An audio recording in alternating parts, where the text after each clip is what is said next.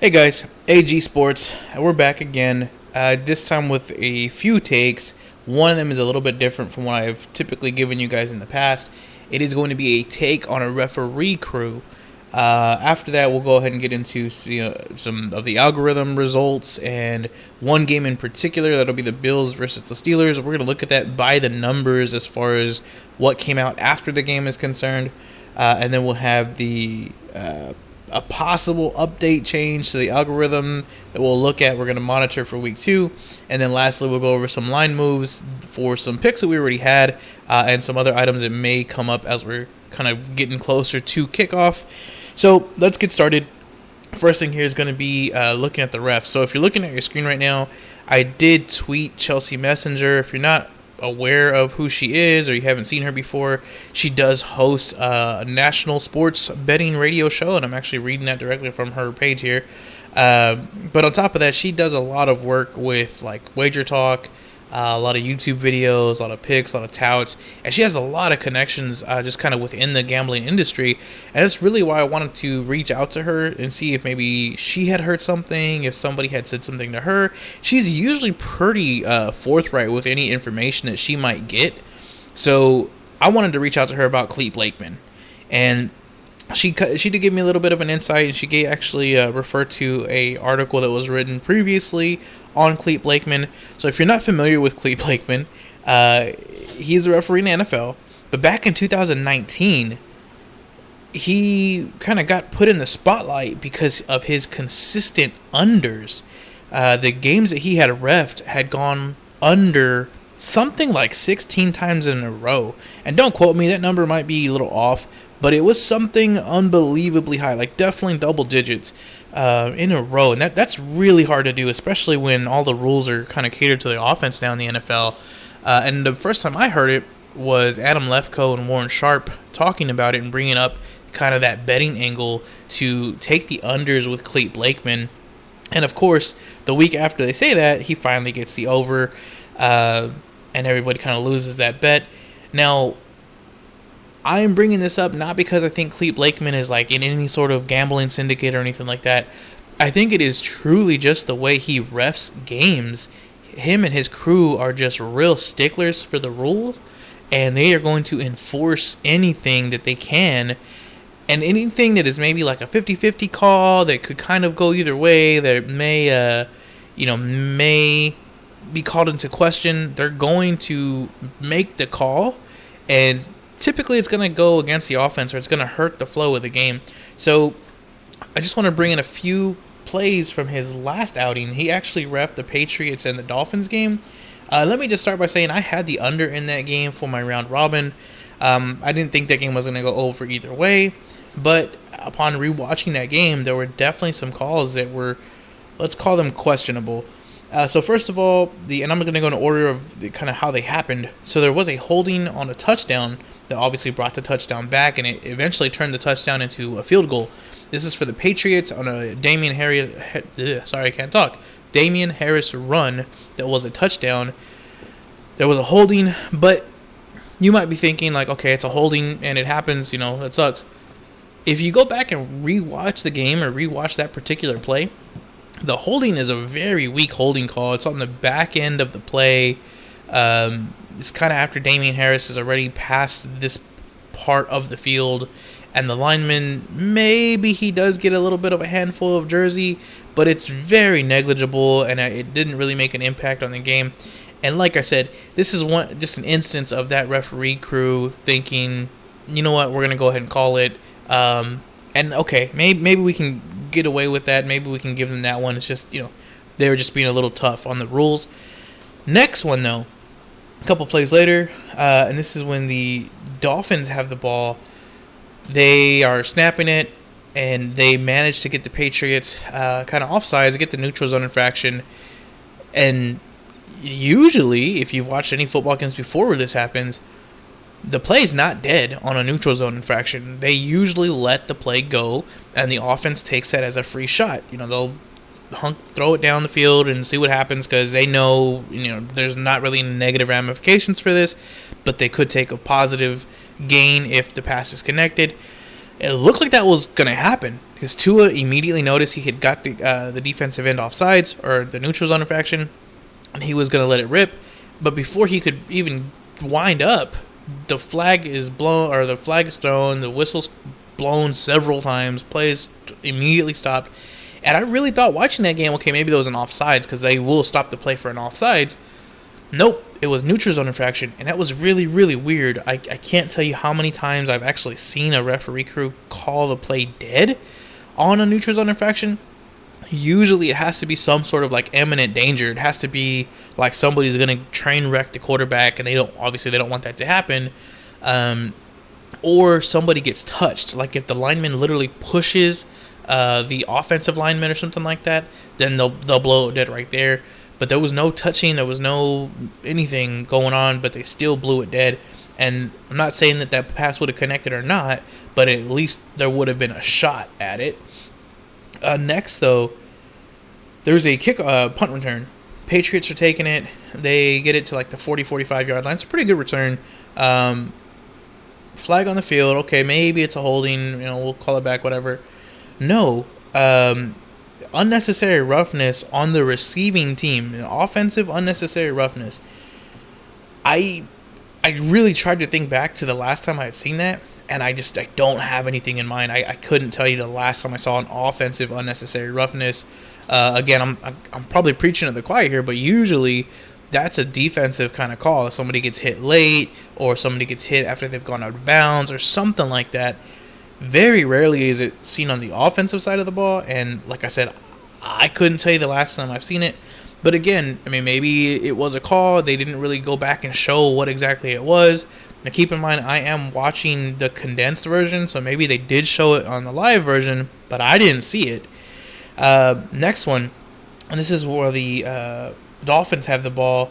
This is still the Patriots. They're moving the ball. It's like 3rd and 5, I guess, something like that.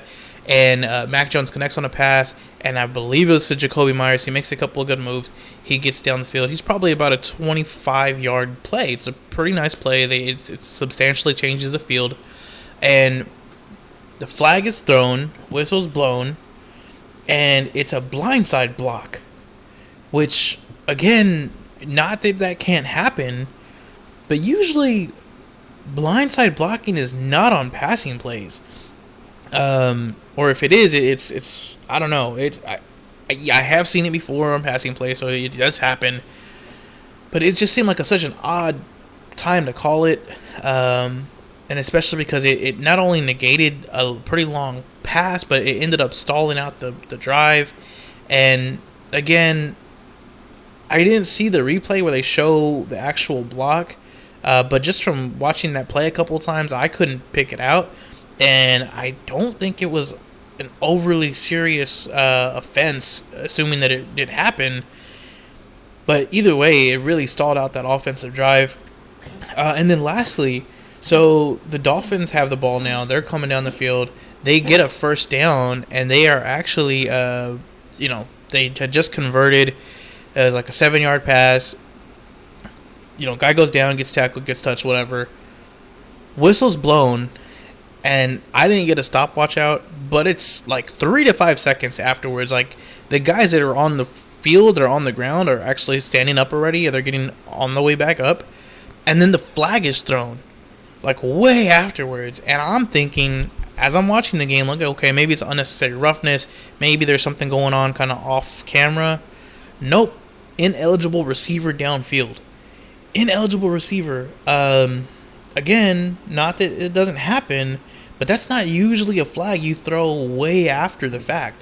That's usually something that is thrown almost immediately as the ball is snapped, or pretty shortly thereafter, not that late. So, again, that takes off the first down, brings them back, really stalls out the drive, and just impacts the game. So, a lot of these calls, like I said, let's just assume that they are being very, I guess let's say they're being really sticklers for the rules, and they're calling all these back. Okay, I guess that's fine. They are going to referee Clete Blakeman and his crew, that is, the Chiefs-Ravens game Sunday night. The over-under for that one is 55. I am thinking that that's probably going to be an under with Clete Blakeman. Now, I'm not betting it right now, so don't run out there and jump on it right now. But as we get closer to kickoff, you're probably going to see that line get inflated just a little bit more. People are going to see the numbers from that Raiders-Ravens game and not take into account that there was overtime, there was a lot of fluky plays, and the Ravens scoring really didn't look as good as the scoreboard shows. The over-under, I don't think is really a terrible play because the Chiefs at any point are, they can go off for 40 by themselves. But with Clete Blakeman back there, I really think that could be a strong lean to the under for me. What I'm mostly interested in, though, is when I watch that game, I'm going to be watching that game through the eyes of somebody who's very speculative on that ref. If I see another week or another round of these questionable calls, of these drives being stalled out and stopped by the referees, it's going to really lead me to start taking the unders on his games starting in week 3. Like I said, not that I won't do it, but I don't really like to take unders on the Chiefs because they can go off whenever they want. But week 3, we'll see who he's working with. And again, depending on how he looks this week, I could really start smashing the unders for Clete Blakeman and his team as far as whoever they ref. Now, I will say that previously the NFL has made calls to say, hey, stop throwing the flag so much, kind of don't be so involved with the game, stuff like that. So that's possible that at some point they will kind of call him out on that. But until then, if we see this trend develop now and you're ahead of the curve here, we can ride this trend because like with any other trend, you can only be wrong once. So keep that in mind. I do want to go over some line moves. I'm actually going to go over that first here because it may be more important to you here. So as far as some plays that we've already made, so we had the Rams and the Colts. Now I took the Rams at -4.5. They have actually moved down to -3.5. So I wanted to bring this up because if you are like me and thinking that the Rams should smash the Colts with this one, you probably want to grab that line. But it is going against that belief. Now, here's my interpretation of this. Right now, today's Wednesday, as I'm recording this. If you aren't aware of this, the limits start relatively small Monday morning. And then every day they kind of progressively get bigger until like Friday, Saturday, Sunday, when the casinos will take some pretty big bets because they're pretty confident in their numbers. So Monday and Tuesday, those limits, even though they're small, they have a big impact on the way the numbers move because it's typically sharp money coming in on those. So the casinos will kind of adjust on that, especially if there's a max bet, they'll adjust it. So this is just a theory that I have here. So, either take this if you want to or fade it, whatever you want to do with it. But my belief is that the sharps and the syndicates really want to get this Rams -3. It started off at like Rams -4.5, and I did see a Rams -5 here and there. And I thought that was fine because I really truly believe the Rams are going to end up winning this and covering it by like a touchdown or so. But the numbers on the algorithms don't necessarily say that. So let's say that they're trying to get this down to 3. A max bet on Monday would have knocked it down to 4. A max bet on Tuesday would have knocked it down to 3.5. A max bet on Wednesday, and then maybe another max bet on Thursday could knock that thing down to 3. And then come Friday and Saturday, when the limits are very big, they can come in and lay double what they laid all week on the other side and get the Rams -3, which is a number they really wanted to get at double their money. So assuming that the Rams win at that point and they cover, then they'll get, half of that will just cover the loss from the other side, and then the other half is just profit at that point. And if it does end up being like a Rams 4-point win, then they still get the Colts on like that first day or two of the Colts +4.5. So that's my theory. Just kind of keep that in mind and keep looking at this line, because I would not be entirely surprised if we do see a Rams -3 pop up at some point. But I will say if it does pop up, I expect it to immediately be taken off the board because somebody's going to hammer that. Someone's going to put large money on Rams -3. And then by the time we get back to kickoff, you're probably looking back at Rams minus 4.5 or so, Rams minus 5 even. Secondly, though, the Patriots and Jets. So we took them way back on Monday morning, and I was telling you to smash that line. It was Patriots minus 3.5. Smash, smash, smash. Get this in now. Get it right where you want it. Get it right this second.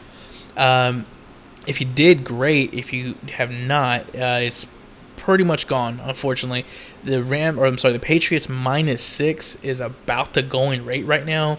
On this one, we didn't really see any sharp money trying to move that line down because realistically, whether the algorithms say it or not, Patriots should have been a more than 3-point favorite. It really should be like Patriots minus a touchdown or so. Just going back and rewatching those games, the Patriots defense should just have their way with the Jets offense, and Mekhi Becton is out, their left tackle. Patriots should just do whatever they want to this Jets team. So this, I really think, is still a value up until 7. Like I said, I'm not going to play it because you could have grabbed a better number at 3.5. But if you wanted to, I'm not going to hate you too much for it. So those are some line moves there. Now I want to go over some algorithm results and then also some of the just kind of games by the numbers. So as far as the results here on the Madden lines, let's start off with I guess we'll start off with the Chiefs. And so the Chiefs and the Browns. So last week, the Chiefs and the Browns line, we had capped it at about 5. So this was the spread here, is at minus 5 points. That ended up being a 4-point differential. So those are pretty close, 1 point off. And that actually brings me to my kind of the part of the algorithm that I may look to change, and it's a home field advantage. So you may remember, or you may recall, if you watched my earlier videos with this algorithm when I went over how to make it and how it works and all that kind of stuff, the home field advantage was the only portion that I really didn't agree with, because in the book where this algorithm comes from, he had it at 2.5 points. I didn't think it was worth 2.5. I really thought it was only worth 1, if anything. And so I kind of just met in the middle, and I said, okay, well, I'm going to knock it down to 2. I'm really looking to move this thing down to 1. I'm going to give it another week or two to see kind of how the algorithm performs with the 2, but just be aware that is something that I'm looking at. The next game is the Cowboys, so the Cowboys and the Buccaneers. So last week we had this one capped at 7. It ended up at 2, so that was a little bit off. But it was a good reason to not take the full Buccaneers. So if you remember, the Buccaneers opened at 6.5. We had it as only a 7-point favorite. Had we knocked this home field advantage down to 1, they would have only been a 6-point favorite. So again, just good reasoning to not take that initial line even, which was 6.5. And by the time we got to kickoff, it was Buccaneers minus 9. So this algorithm really kept us off of that, and it did allow us to tease it down, which got us a win for that week. The Patriots are the next one I wanted to go over. So it was the Patriots and Dolphins. We had this one at 4 for the Patriots. So the Patriots as 4-point favorites. The lines agreed with us because the line was Patriots minus 3.5. The game ended up going the other way. Ended up being the Dolphins winning by 1. So not the best, but it also wasn't very far off. So it was not like we were thinking the Patriots were big 10-point favorites. Had we knocked this down to 1, they would have only been 3-point favorites, and maybe we rethink taking that line at the minus 3.5. So just some differences there. These next 3 were really not close, and they ended up being kind of blowouts. So the first one is the Rams. Now the Rams, for their first week, we had them as being 2-point favorites, and this is a one, and I think I even mentioned it, where I didn't want to just take the algorithm just strictly off numbers.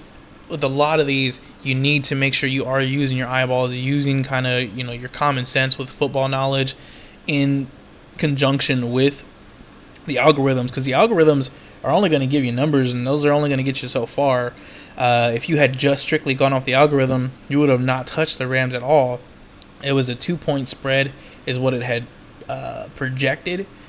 They ended up winning by 20, so they more than covered the spread, and they way outdid this algorithm here. This algorithm did lead us to tease the game. which brought it down to the half a point. So we still got the win on this one, but it wouldn't necessarily have been teased had this been a little bit different. With a 1 point difference going to 3 still really wouldn't have made a difference. So that's just one example of it just being off. It did get the winner correct. Next is the Ravens, and this game, like I said earlier, this game was such a fluky, weird game with the Ravens and Raiders. The spread did come out to 0.32. So, yes, obviously the Raiders end up winning by 6, so that's going to kind of throw it off a little bit. But regulation was literally a tie, and we had this marked as 0.3, so less than a point differential. So this was a pretty damn accurate prediction for the actual regulation periods of the game. It ended up being a tie, so it was very, very close. Again, had we move this down to 1, it does kind of hurt us in that sense because it would have been a 1.3 spread or differential. Again, as far as the spread is concerned, it was Ravens minus 4.5, so it really wouldn't have hurt us because we were betting them really more off a trend, and we were betting them before all the injuries occurred.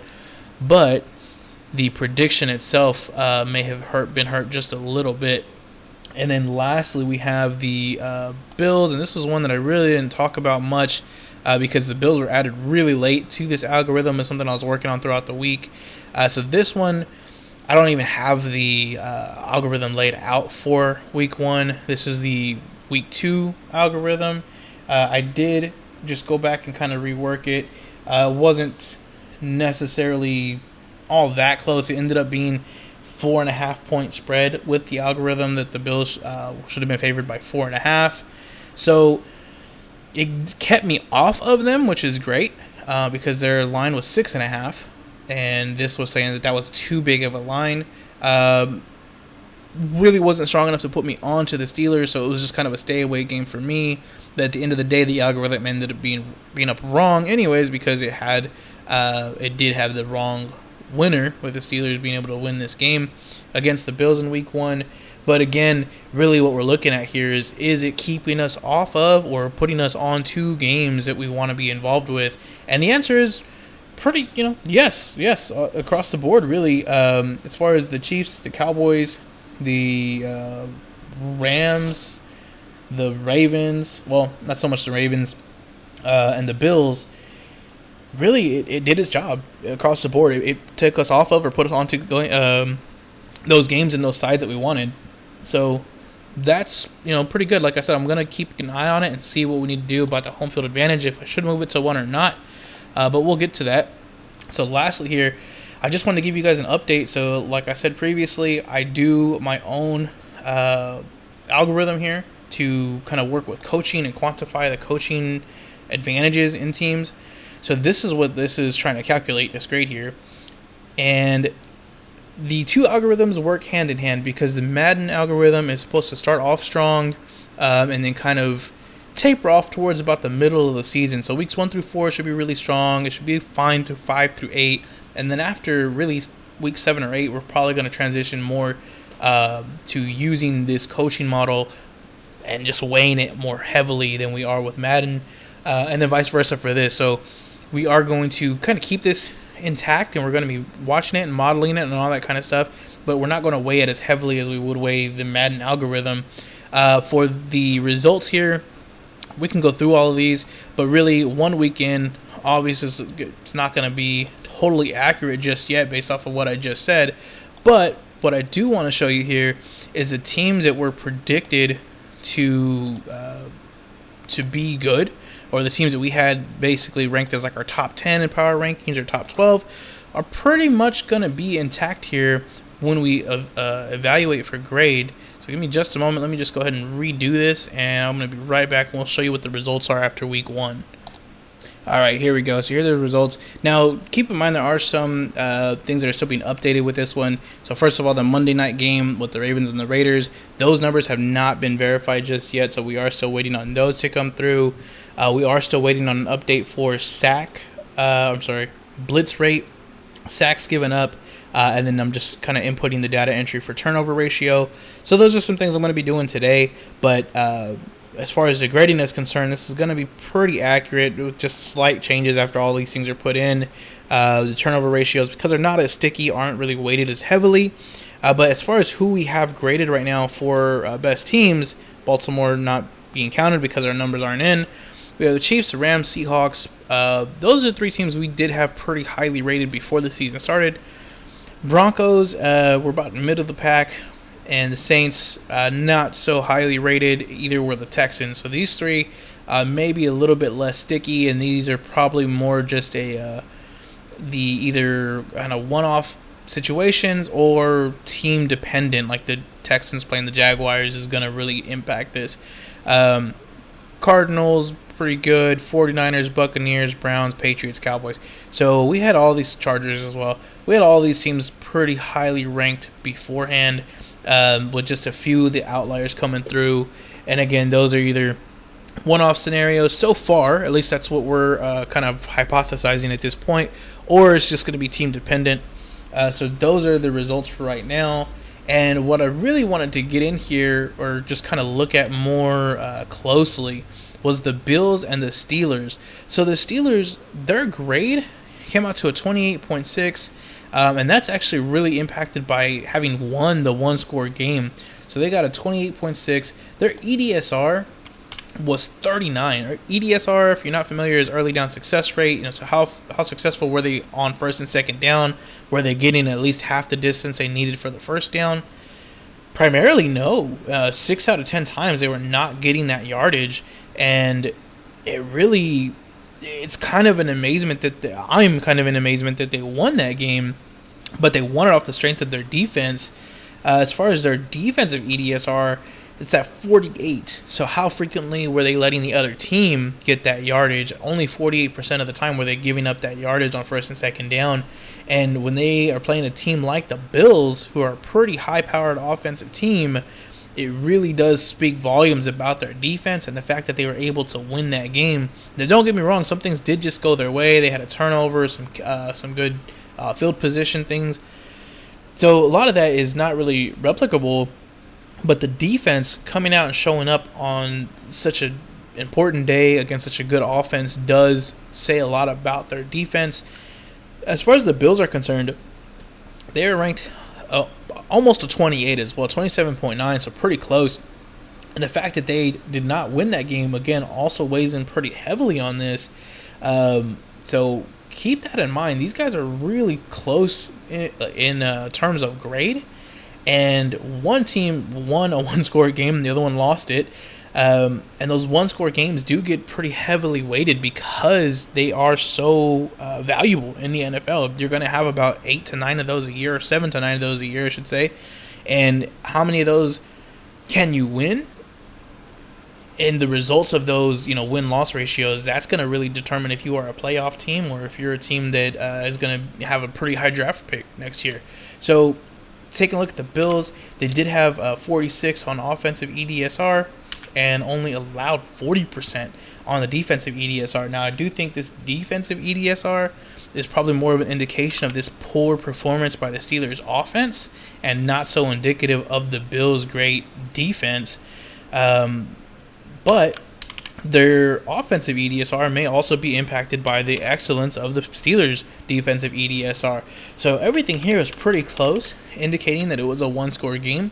But secondly, just kind of something that we need to read through and determine what we really find valuable from this performance.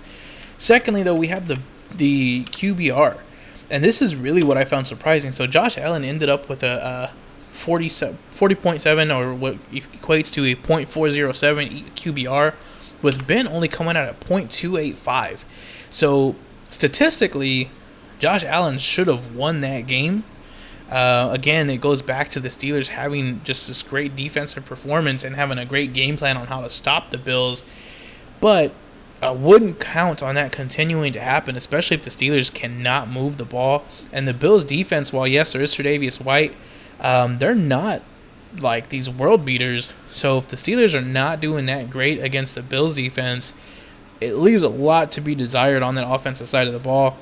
So just keep in mind these stats here. The Steelers' offense is not as good as you may be thinking it is, and the Bills' offense is not as bad as you may be thinking that it is.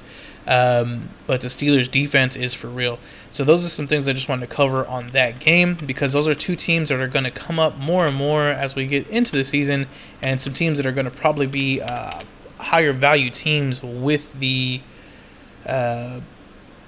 public and the general market just taking a big look and kind of giving us a big tax on both of those teams. So again, guys, hopefully all of this was helpful. Hopefully you learned something here.